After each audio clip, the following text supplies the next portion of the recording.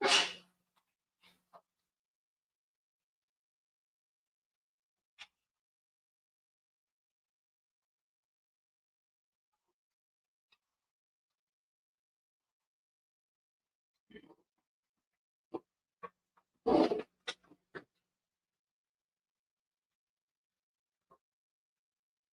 afternoon. I am Specialist Lieutenant Kim Better, Michigan State Police Public Information Officer. Thank you for joining us for this afternoon's news conference. Joining us today is Governor Gretchen Whitmer, Colonel James F. Grady II, Director of the Michigan State Police, James Deere, ATF Special Agent in Charge for Michigan, FBI Acting Special Agent in Charge Reuben Coleman, Sheriff Chris Swanson, Genesee County Sheriff, and Chief William Rennie, Grand Blanc Township Police Department. Thank you. I'm here as governor to bring the full support of the entire state of Michigan to this community.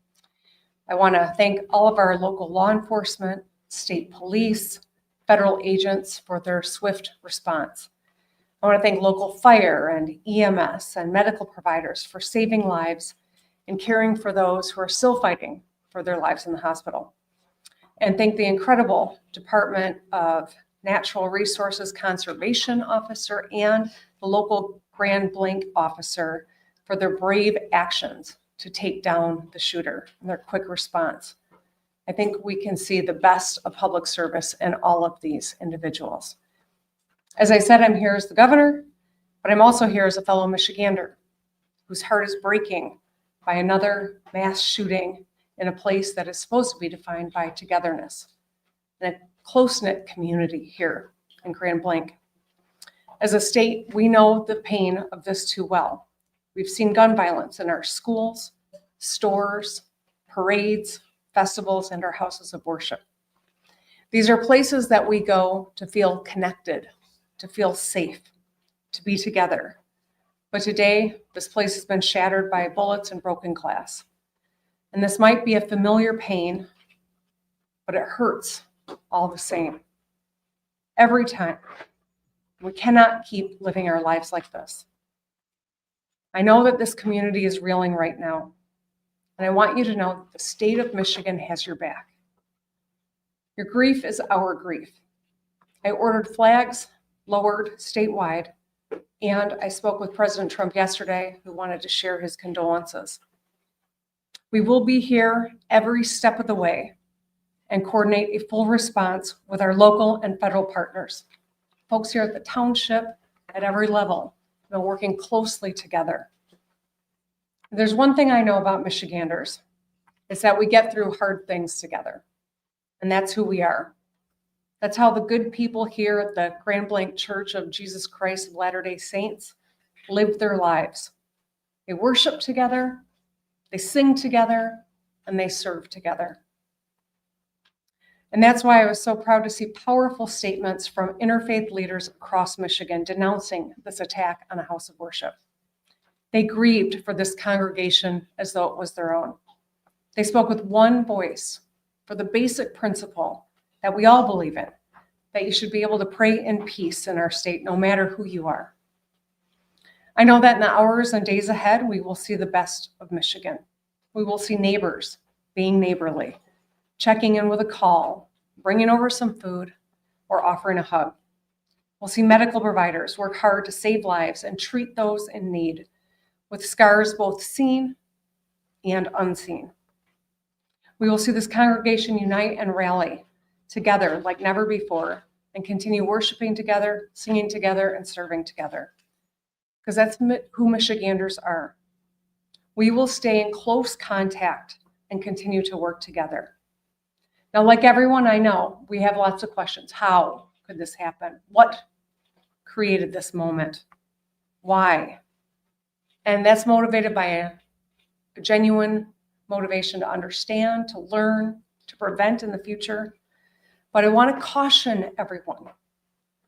While we are working hard, while the good men and women who are working hard are doing so with due diligence at this juncture, speculation is unhelpful and it can be downright dangerous. So just ask that people lower the temperature of rhetoric. Keep your loved ones close and keep this community close to your hearts. Let's keep doing the work together. Let's be kind and let's love our neighbors. Thank you. And now I'd like to introduce the head of the Michigan State Police, Colonel James Grady. Thank you, Governor, and good afternoon. This community has been greatly impacted by yesterday's events. We are offering our deepest condolences to those affected by this tragedy. This horrific event is something that this community has never experienced. It is important at this time that we come together to support one another in this time of grief. We stand ready and willing to assist both our local and federal partners with any additional needs as this investigation continues. The Michigan State Police immediately responded alongside our public safety partners to secure the scene, provide support to our neighbors with our emergency support team serving search warrants, the bomb squad and K-9 team sweeping numerous locations for evidence and explosives. Additionally, our forensic science laboratories and our special investigation section continue to investigate the officer-involved shooting and work alongside our federal and local partners. I'd like to take a moment for everybody to remember that last year we put together an initiative called Stop a Plot. While we are committed to keeping our community safe, we also need your help. Again, it takes everybody. 53% of mass attacks leave a trail of clues leading up to them. And 2/3 of mass attackers elicited behavior that caused concerns. So we are asking our communities to stay vigilant. And if you see something suspicious, please contact local law enforcement or 911 immediately. We will keep the family in our prayers here at MSP as they continue to cover and we work together. Thank you for your time. Next up, we will have from the ATS, thank you. We will have ATS Special Agent in Charge for Michigan, James Deere. Good afternoon. My name is Jim Deere with ATF. I'm the Special Agent in Charge for ATF Michigan.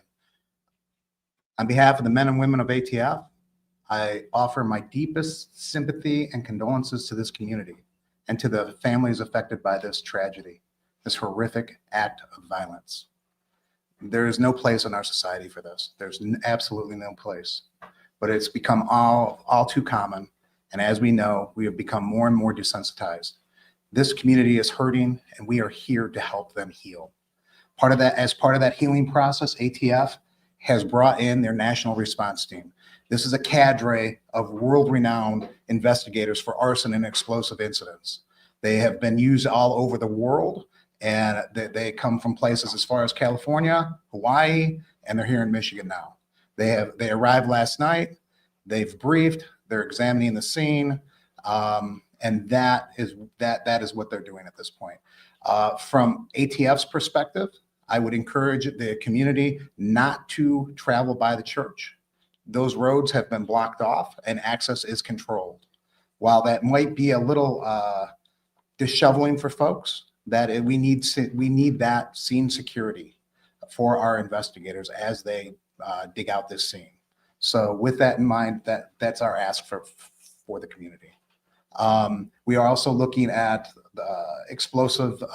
improvised explosive devices that were recovered during this investigation and looking towards that end as well. I need to introduce the acting Special Agent in Charge for the FBI of Detroit, Michigan, Reuben Coleman.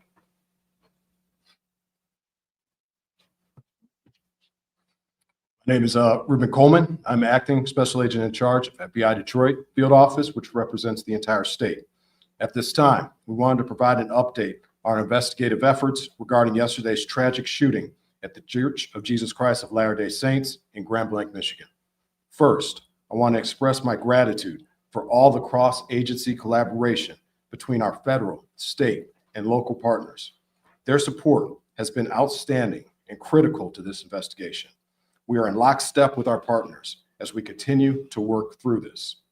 As I mentioned yesterday, the FBI is investigating this as an act of targeted violence, and we are continuing to work to determine a motive. In the past 24 hours, our investigative squads and specialty teams have been out all night, exhausting leads, some of which have been coming in from the public via tips. Our special agents, victim specialists, child advocate forensic interviewers, and local partners have interviewed over 100 victims and witnesses to date and are continuing to interview individuals as we speak.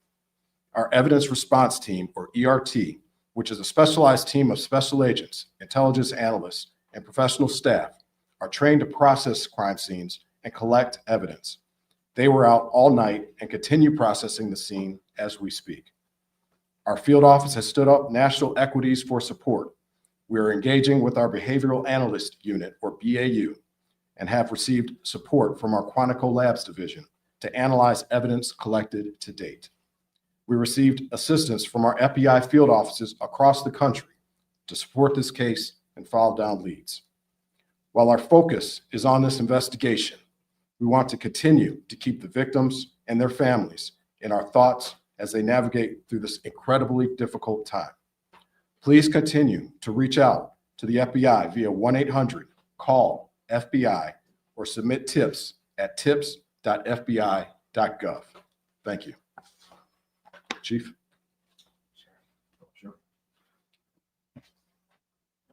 You prepare in peace to perform in chaos. I saw it live. I saw what you trained for, what you planned for, and then reality hit yesterday morning and a bright sunny day when people went to worship. But what I also saw is every level of government law enforcement work together for the good of the people. What I witnessed was people putting their lives at risk that had 2 months on the job as an EMT, or brand new firefighters, veteran firefighters, and law enforcement, just to bring a sense of stability to a scene that was chaotic and dynamic. As the sheriff of this county, I see the great people every day, but I want this community to know that those ranks in those agencies that were mentioned before me, we worked together. We worked in concert, and we did the job. And there's more to do. I will tell you, the sheriff's office dedicated every county sheriff medic that we had available, patrol, investigators. We did interviews, emergency management, whatever the task was needed. The sheriff's office worked with everybody that you heard and many that you don't know to bring justice and also order to this scene. But I will tell you, the days are continuing. We have 31 marked cars on as we speak, making sure schools that are in session, in churches that are planning Bible studies, regardless of faith-based, that they will be protected. Anybody who calls in, we will be there like other law enforcement to settle the community and bring a sense of calmness to people. There is an uncertainty, but law enforcement, especially this sheriff's office, will bring that to you. I will tell you that there are noble heroes who do not wear a uniform that went to that church yesterday. You're going to hear their stories as we lay out this case with law enforcement, but I will tell you this, those heroes from that church did their job. And it was led because of a police department. So law enforcement from this township is led by a chief who demonstrated leadership right out of the gate. And my honor is to announce him as the final speaker, Chief Rennie of Grand Blanc Township. Thank you, Sheriff. Evil. This was an evil act of violence. That's exactly what this was. And this is not Grand Blanc. This does not define Grand Blanc and who we are. We are a community, and I am confident that together we're going to build a stronger community due to this incident. Now, an update. This left 5 people dead, 8 people injured. As I said, this is an evil act and does not define Grand Blanc or who we are. At this time, what we know is everyone has been accounted for. We still are in the process of clearing out that church, but at this time, everyone is accounted for. We ask that you stay away from the scene. Let us work to clear this call so then we can get back to normal. That's what we all want. Grand Blanc Township police officers, the community of Grand Blanc Township, we're hurting. And we know that you are hurting as well with us. I want to remind you that we had the Family Assistance Center open. They will be open Monday and Tuesday at the Genesis Athletic Club from 8 a.m. to 8 p.m. That address is 801 Health Park Boulevard, Grand Blanc, Michigan 48439. Seek service. Let's come back together and be stronger together and better. I'll open it up at this time for any questions. Sir. I have a question. When it comes to the act of violence, can you define why it's considered an act of violence and not something more serious like terrorism? I will let Agent Coleman speak to that particular question. Yes, as of right now, we are calling it an act of violence as this is an investigation that is continuing. We are continuing to receive leads. We're continuing to run down all information. And once we're able to ascertain definitively what we have, that's when we'll make those statements. But as of right now, this is an act of violence. Can I Thank you. follow up on that, please? You called this an act of targeted violence. Can you tell us who you believe the target was? A specific person, the LDS Church, another group? Well, as of right now, again, as this is an ongoing investigation, what I would say is when I say targeted violence, I mean targeted within our state and within our community. Right now, what we are here for are the families and the victims, and we're going to work diligently in order to make sure we can bring closure for them as well. So can you speak about the motive? There was some chatter that the suspect's ex-girlfriend was a Mormon or something of that nature chattering online about that. Is that something that you can speak to or any possible motive? That is something I cannot speak to at this point in time. I heard that someone was arrested after driving through the barricade near the church. Can you share any information on that, why they were arrested, maybe what their intentions were? Yes, Chief. Yes, I could speak on that. Yes, there was an incident out there. We are still in the process of investigating that incident, whether or not it's related or not. I could tell you that we do have a 21-year-old person in custody for that incident right now. Does the suspect have any prior criminal history or no contact with law enforcement? Are you talking about the suspect from yesterday or today? The suspect from yesterday. The suspect from yesterday has been arrested by law enforcement in the past. And the 5 dead, does that include the suspect or is that? The 5 dead includes the suspect. Can you give any details on what those prior arrests were? Burglary and OWI. That I can't give you 100%. Chief, what do we know? Terry. No, so I just want to clarify, no more victims.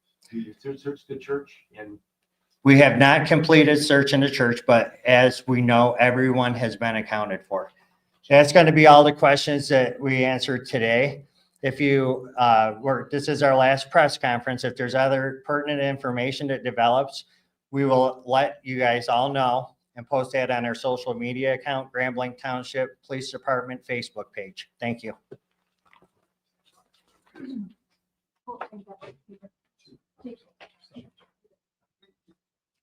Sorry. I'd just like to note that Dr. Michael Danick, the Medical Chief of Staff from Henry Ford Genesis, will be available for questions after this news conference. He's here on the side of the room. Does anybody need any spelling of names? No? Would it be possible to bring him up? Sure. We're good. Yep. Can we also confirm right now, are there 8 injured still at the time, so 5 that including the sugar 8? Correct. Thank you. Hi, everybody. I'm Lauren Zakalik. I'm the PR director at Henry Ford Health. I'm going to introduce now Dr. Michael Danick, normal spelling for Michael, D-A-N-I-C. He is our medical chief of staff at Henry Ford Genesis Hospital. He's going to make some opening remarks, talk about what happened yesterday. We'll take a few questions. Thank you. Thank you. Thank you very much for having me. It was a very sad day for our community. Our law enforcement did amazing, as well as our medical staff throughout the entire Genesee County area. Henry Ford Genesis was prepared and did extremely well. And we also like to thank Hurley and McLaren for taking great care of all the patients. An update on what we have had is we had a total of 8 patients at Henry Ford Genesis from the ages of 6 to 78. 5 were gunshot wounds and 3 were smoke inhalations. 2 of the smoke inhalations have been discharged. 1 is still intubated at this time. For the gunshot wounds, 1 had sustained gunshot wounds, multiple to the chest and abdomen. It's in critical condition. One head to the abdomen is in critical condition still, but mostly stable. One of the victims did die in the emergency department. One child came in, was stabilized, and then transferred. And then there was another gentleman who had a gunshot on the leg. The trauma team was really well prepared for this. They activated the Mass Casualty Incident Command. Our trauma surgeon, Christopher Ash, was on the team, and John Vance, one of our other trauma surgeons, helped lead the charge. Dr. Sandy Ross was the ER attending at the time and did a phenomenal job of triaging. All of the community members came together.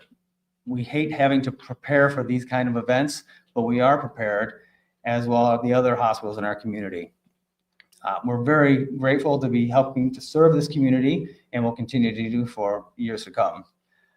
So, any questions? How many were Y'all under say the age what of 18? round struck the victims? You said some were shot in the chest and abdomen. Was this with rifle or 223 round handgun? Can you speak? I don't have information on the caliber.